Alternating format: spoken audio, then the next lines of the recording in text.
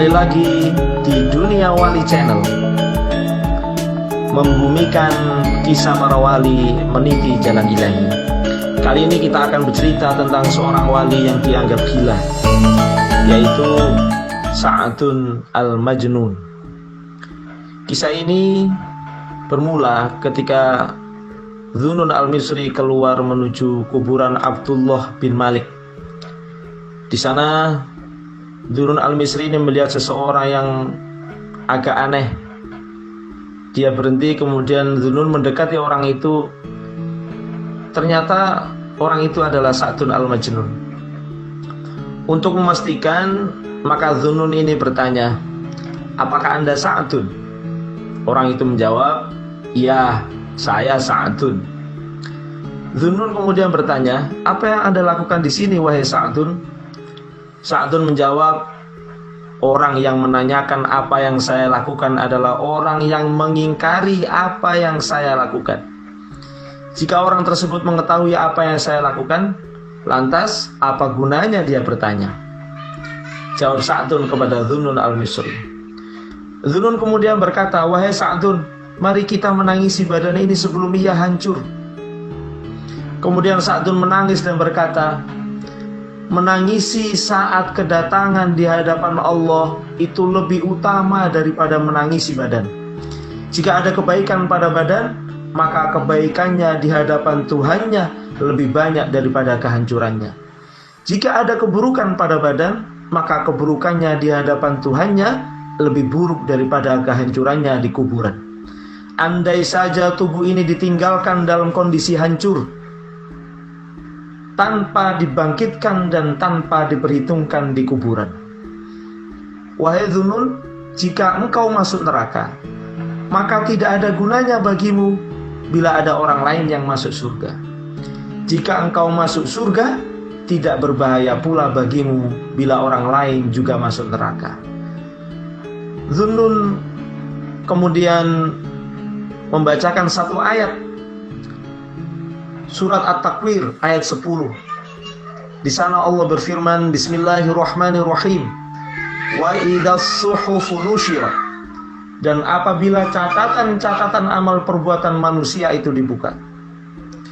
Seketika itu pula Dhunnun al-Misri kemudian pingsan.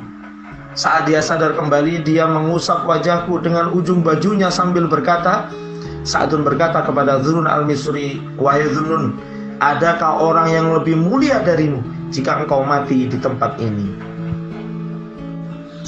Di lain waktu, Dhunnun al-Misri ini bertemu kembali dengan Sa'dun di sebuah pemakaman di Basrah. Dhunnun melihat Sa'dun sedang bermunajat kepada Allah Subhanahu wa ta'ala dengan suara yang sangat keras sekali. Terdengar suara ahadun ahadun ahadun ahadun ahad, ahadun ahad, wahai Tuhan yang Maha Esa. Lalu kemudian Dhunnun mengucapkan salam kepada Sa'dun, dan Sa'dun menjawab salam Dhunnun al-Misri.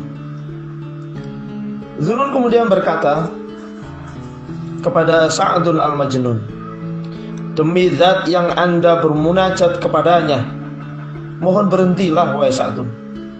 Sa'dun kemudian berhenti dari bermunajat, lantas ia berkata, "Katakanlah apa maumu wahai Dhunnun al-Misri."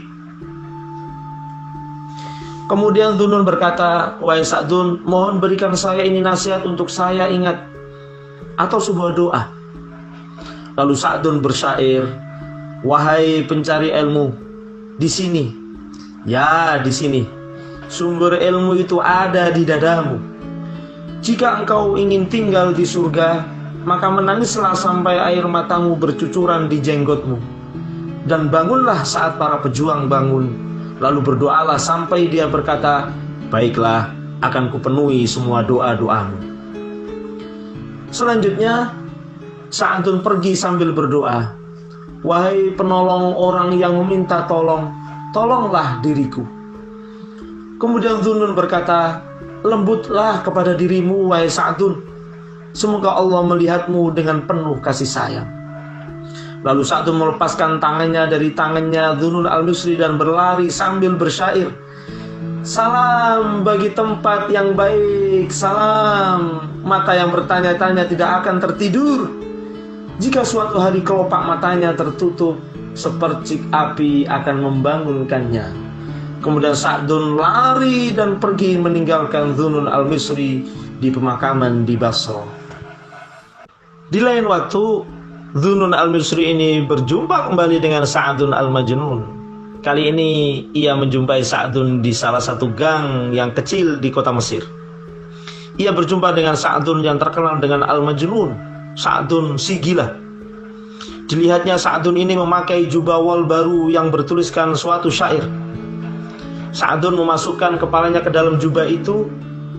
Kemudian Dhunnun al-Misri mengucapkan salam dan Sa'dun menjawab salamnya.